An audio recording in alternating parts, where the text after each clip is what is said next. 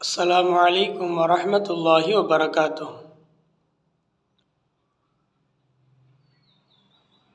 نحمده ونصلي على رسوله الكريم.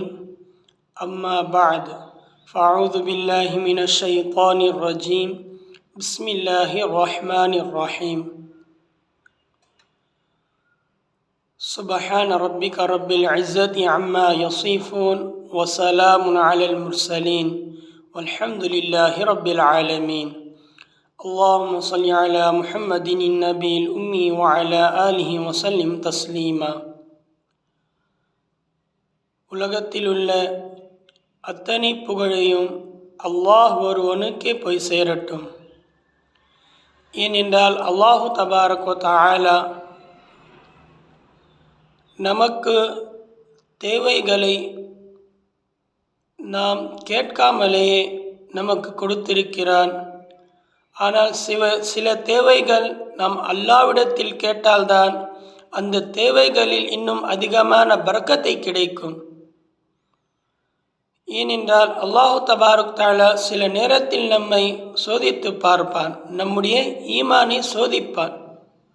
அப்போது அந்த நேரத்தில் நாம் தான் தெளிவாகி அல்லாஹ்விடத்தில் அதிகமாக சஜ்தா செய்து நம் அல்லாஹ்விடத்தில் கேட்க வேண்டும்.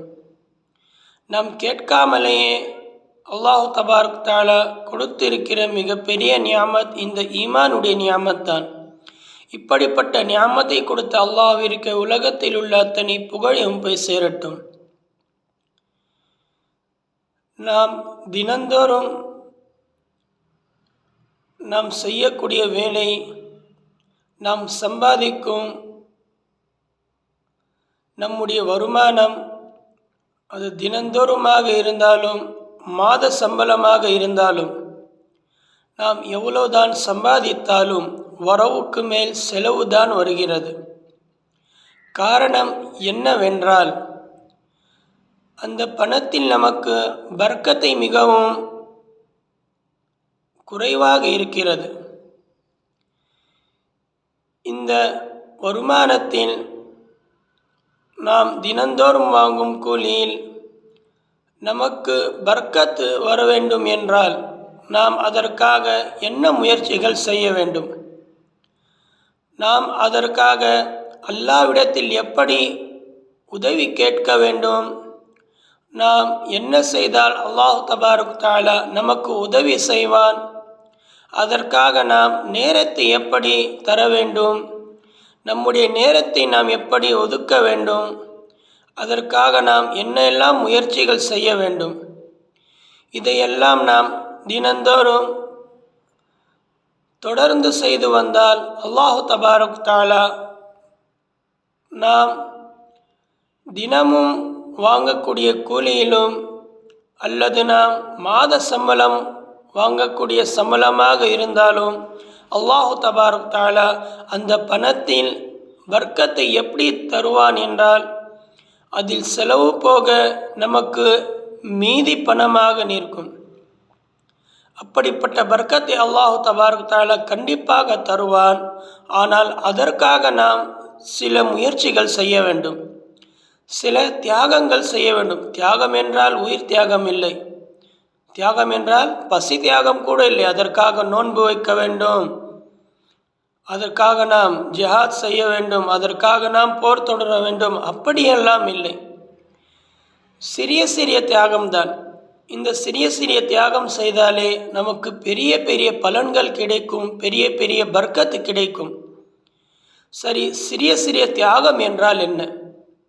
சிறிய சிறிய தியாகம் என்றால் நாம் தினந்தோறும் அல்லாஹ்விற்காக நேரத்தை ஒதுக்க வேண்டும். நாம் தேவையில்லாத காரணத்திற்காக அதிகமாக நேரத்தை ஒதுக்குகிறோம். அதாவது உதாரணமாக நான் சொல்கிறேன், டீ கடை. காலையில் எல்லோரும் 99% டீ குடிப்பார்கள், 1% தான் குடிக்க மாட்டார்கள். மீதி 99% எல்லோரும் டீ குடிக்கிறார்கள். அந்த டீ கடைக்கு சென்றால் நேரம் நாம் எவ்வளோ ஒதுக்குகிறோம்? வெறும் டீ குடிப்பதற்கு ஒரு நிமிடம் அல்லது அதிகபட்சமாக 2 அல்லது 3 நிமிடம். இல்லை அதிகபட்சமாக 5 நிமிடம் கூட வைத்து கொள்ளுங்கள். ஆனால் நாம் அவ்வளோதான் நேரத்தை தருகிறோமா? இல்லை. அங்கே போய் நின்றால் நம் வீட்டினுடைய கதை, அவங்க வீட்டினுடைய கதை, நம்முடைய சூழ்நிலை, அவங்களுடைய சூழ்நிலை, எவ்வளவு பேச்சுகள் பேசுகிறோம். அதிகமான நேரத்தை அந்த பேச்சில் போய்விடுகிறது. அது குடிப்பதற்கு மிகவும் அதிகபட்சம் 5 நிமிடம்தான் இருக்கும். ஆனால் நேரம் எவ்வளவு போகிறது? மணிக்கணக்காக போகிறது. அதை நமக்கு சிரமமாகவே தெரியவில்லை. இதற்காக எல்லாம் நம் நேரத்தை இப்படி கொடுத்துவிட்டு அல்லாவிற்காக அதே காலையில் சுபோ தொழுகை அதிகபட்சமாக ஒரு 20 நிமிடம் ஆகும். அதிகபட்சமாக ஹசரத் ஒரு 10 நிமிடம் தொழ வைப்பார்கள். அதன் பிறகு ஒரு 5 நிமிடம் ஹதீஸ் படிப்பார்கள். அதன் பிறகு யாசின் இருந்தால் யாசினை ஓதுவார்கள். இதையெல்லாம் நாம் கேட்டால் நமக்கு பர்க்கத்தை கிடைக்கும். இதற்காக நாம் ஒரு 20 நிமிடம் ஒதுக்கினால் அல்லாஹு தபாரக் தஆலா நாம் தினந்தோறும் வாங்கக்கூடிய கூலியிலும், நாம் மாதத்தினுடைய சம்பளம் வாங்கக்கூடிய அந்த மாத சம்பளத்திலும் அல்லாஹு தபாரக் தஆலா இந்த 20 நிமிடம் ஒதுக்கின்ற பர்க்கத்தினால் அதில் பர்க்கத்தை தருவான். செலவு போக நமக்கு மீதி பணமாகவும் நம்முடைய கையில் நிற்கும். நாம் டீ கடையில் அதிகமான நேரத்தை கொடுத்துவிட்டு நம் அல்லாவிற்காக அதே சுப தொழுகையில் நேரத்தை தராமல் இருந்தால், அந்த நேரத்தை தருவதற்கு நமக்கு நேரமே இல்லை என்று நினைத்து அதற்கு நாம் கவனம் கூட செலுத்தாமல் இருந்தால், எப்படி அல்லாஹு தபாரக் தஆலா நம்முடைய வாழ்வில், நம்முடைய வாங்கக்கூடிய சம்பளத்தில், நம்முடைய வருமானத்தில் எப்படி கவனம் செலுத்துவான்? சற்று சிந்தித்து பாருங்கள். எப்படி அல்லாஹ் கவனம் செலுத்துவான்? எப்படி நமக்கு உதவி செய்வான்? எப்படி நம்முடைய வருமானத்தில் அல்லாஹு தபாரக் தஆலா செலவு போக மீதி இருப்பதற்கு எப்படி நமக்கு உதவி செய்வான்?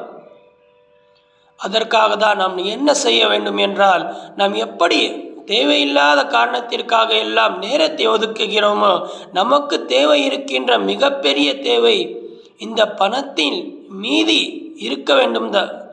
நாம் எவ்வளோதான் சம்பாதித்தாலும் அதில் செலவு போக மீதி இருக்க வேண்டும். அதுதான் நமக்கு மிகப்பெரிய தேவை. இப்படிப்பட்ட தேவை நமக்கு கிடைப்பதற்கு நாம் தினந்தோறும் இந்த சுபோவுடைய தொழுகைக்காக நாம் நேரத்தை ஒதுக்கலாமா? இன்ஷா அல்லாஹ். அல்லாஹு தபாரக் தஆலா நம் எல்லோரையும் கேட்டதை விட அதிகமாக அமல் செய்வதற்கு அல்லாஹ் தௌஃபீக் செய்வானாக. ஆமீன். வ ஆகிரு தஅவானா அல்ஹம்துலில்லாஹி ரப்பில் ஆலமீன். அஸ்ஸலாமு அலைக்கும் வ ரஹ்மத்துல்லாஹி வ பரகாத்துஹு.